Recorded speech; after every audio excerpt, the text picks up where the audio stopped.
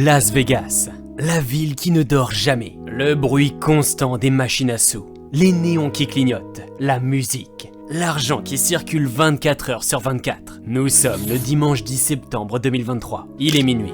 Au Bellagio, au Mandalay Bay, à l'Aria, l'ambiance est électrique. Et soudain, le cauchemar commence. Sur le sol du casino, une machine à sous s'éteint, puis une autre, puis une rangée entière. Les écrans géants qui affichent les jackpots deviennent bleus. Dans les chambres d'hôtel, les clés électroniques ne marchent plus.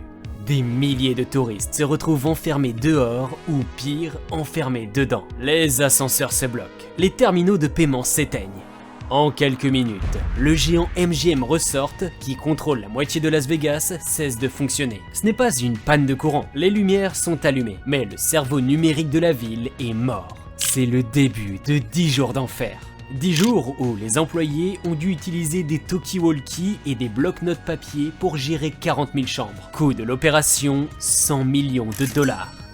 Bonjour à tous et bienvenue sur la chaîne d'Invictus Pentest. Aujourd'hui, on va raconter l'histoire d'un duel. D'un côté, les plus grands casinos du monde. De l'autre, un groupe de jeunes hackers ultra violents, Scattered Spider. Et au milieu, une question à 100 millions. Quand on vous braque, faut-il payer la rançon?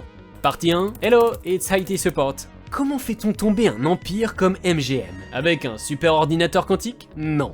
On le fait tomber avec un téléphone et un compte LinkedIn. L'attaque a commencé quelques jours plus tôt, mais pas chez MGM. Elle a commencé chez son concurrent direct, Caesars Palace. Le groupe de hackers, Scattered Spider, a utilisé une technique redoutable, le vishing, voice phishing. Voici le scénario, et il fait froid dans le dos par sa simplicité. Les hackers vont sur LinkedIn. Ils repèrent un employé de l'équipe informatique. Ils trouvent son nom, son poste et parfois même son numéro de portable pro.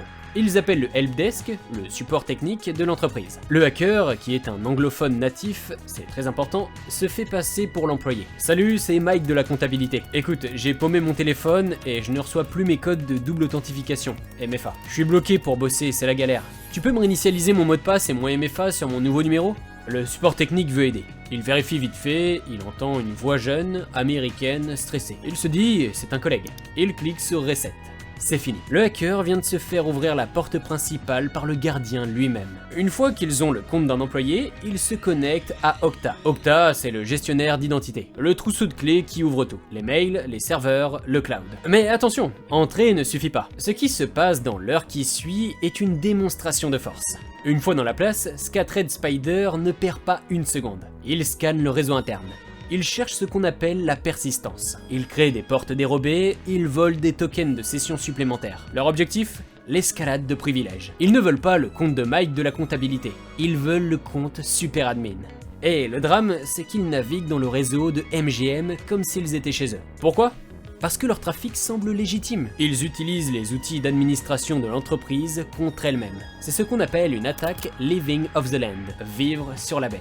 Les antivirus ne voient rien, car pour eux c'est juste un administrateur qui travaille tard le soir. En prenant le contrôle d'Okta, Scattered Spider est devenu administrateur du réseau avant même que quiconque ne remarque quoi que ce soit. C'est là que l'histoire devient fascinante. Nous avons deux victimes, Caesars et MGM, et deux stratégies radicalement opposées. D'abord, Caesars Palace. Ils se font hacker fin août. Les hackers volent la base de données de fidélité, les passeports, les numéros de sécu de millions de joueurs. Ils menacent de tout publier. La direction de Caesars panique. Ils veulent éviter le scandale public. Ils sortent le chéquier, ils négocient. La rumeur dit qu'ils ont payé 15 millions de dollars de rançon. En échange, les hackers promettent de supprimer les données. Promesse de voleur, on s'entend. Et de ne pas bloquer les machines. Caesars a payé le pizzo. Le business continue, personne n'a rien vu. Ensuite arrive MGM Resorts, le 10 septembre. Même attaque, même groupe, même demande de rançon. Mais MGM dit non, il refuse de payer. Et la réponse des hackers est immédiate. Vous voulez jouer? On va tout casser. Ils déploient un ransomware, Alpha Black Cat. Ils chiffrent les serveurs ESXi, les hyperviseurs qui font tourner tout le système virtuel. En quelques minutes, MGM passe de l'ère spatiale à l'âge de pierre. Le résultat du refus de payer est catastrophique. Imaginez le hall du Bellagio. C'est la cohue.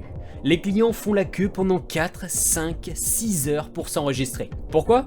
Parce que les ordinateurs sont éteints. Les employés doivent noter les numéros de carte bancaire sur des feuilles de papier. Ils doivent appeler la sécurité avec des talkie-walkie pour aller ouvrir physiquement les portes des chambres, car les cartes magnétiques ne fonctionnent plus. Il faut comprendre ce qui s'est passé dans la war room informatique de MGM à cet instant précis. Dans une scène digne d'un film, les ingénieurs de MGM voient le chiffrement avancer. Ils voient les serveurs tomber un par un. Ils réalisent que les hackers sont partout. À ce moment-là, la DSI prend une décision terrible mais courageuse. Le kill switch. Ils ne peuvent pas stopper le virus, alors ils décident de tuer le patient pour arrêter l'infection. C'est MGM eux-mêmes qui ont débranché une grande partie de leur système. Ils ont coupé les ponts, isolé les réseaux, éteint les machines à sous. Ce silence dans le casino, ce ne sont pas seulement les hackers qui l'ont provoqué. C'est le son d'une entreprise qui s'ampute d'un membre pour survivre. C'est un suicide numérique contrôlé. Sur le floor, le casino, c'est une scène de film post-apocalyptique. Les machines à sous qui sont connectées au réseau pour calculer les gains sont mortes.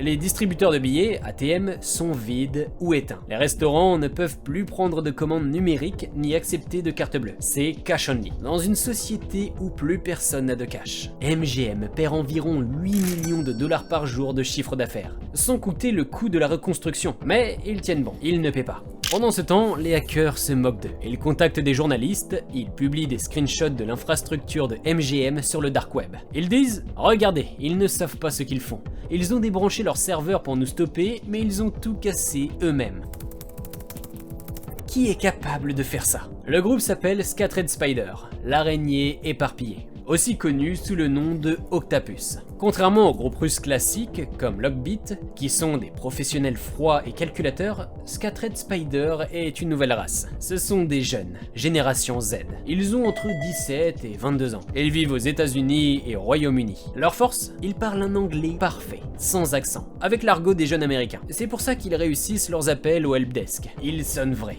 Mais ils ne travaillent pas seuls. C'est là que le danger change d'échelle. Scattered Spider, c'est ce qu'on appelle un affilié. Ils font le sale boulot. Ils entrent par la ruse. Mais l'arme de destruction massive, le ransomware, elle, vient de Russie. Ils travaillent avec le groupe Black Cat, ou Alpha. C'est du ransomware à ce service. Black Cat fournit le logiciel de chiffrement ultra sophistiqué, et Scattered Spider fournit l'accès. Ils partagent ensuite la rançon. C'est une alliance infernale entre la fougue imprévisible de jeunes hackers occidentaux et l'ingénierie militaire des cybercriminels de l'Est. Ne vous y trompez pas, ce ne sont pas des activistes sympas. Ils sont violents. Les enquêteurs ont révélé qu'ils utilisent des méthodes de gang de rue. S'ils n'arrivent pas à avoir un mot de passe, ils font du swatting. Ils appellent la police en disant qu'il y a une prise d'otage chez l'employé pour que le SWAT défonce la porte. Ils envoient des menaces physiques aux familles. C'est une cybercriminalité agressive, impulsive, presque sociopathe. Ils veulent l'argent vite et ils sont prêts à tout brûler. L'addiction et la morale. Au bout de 10 jours, MGM réussit à relancer ses systèmes. Le bilan financier est publié quelques mois plus tard. L'attaque a coûté 100 millions de dollars à MGM. C'est le prix de la résistance. Caesars a payé 15 millions et a gardé ses systèmes allumés. MGM a perdu 100 millions, mais n'a pas financé le terrorisme numérique. Qui a gagné? C'est le grand débat éthique. Le FBI vous dira toujours de ne pas payer, car si vous payez, vous financez la prochaine attaque. Vous mettez une cible sur votre dos. Regardez, c'est un bon payeur. Mais quand vous êtes PDG et que vous voyez vos clients dormir dans le hall d'entrée, la pression est inhumaine. Cette attaque marque un tournant. Elle prouve que l'identité est le nouveau périmètre. Vous n'avez plus besoin de firewall si vous avez le login de l'admin. Et surtout, elle prouve que votre helpdesk est votre plus grande vulnérabilité. Un simple appel téléphonique de 2 minutes a mis à genoux un géant de Las Vegas. Alors, comment on se protège de ça? On ne peut pas empêcher les hackers d'appeler. Mais on peut former vos équipes à détecter ces appels. C'est exactement ce qu'on fait chez Invictis. On teste votre helpdesk. On fait du phishing. On voit si on peut entrer. Si vous ne voulez pas finir comme le Bellagio un dimanche soir, contactez-nous sur invictis.fr. Et pour les curieux qui veulent apprendre à protéger votre système d'information avec la norme ISO 27001, je vous renvoie vers la référence absolue, cyberiso.fr. Las Vegas s'est rallumé, mais la menace est toujours là. Merci d'avoir suivi ce dossier. Ne donnez jamais vos mots de passe par téléphone. Et à la prochaine.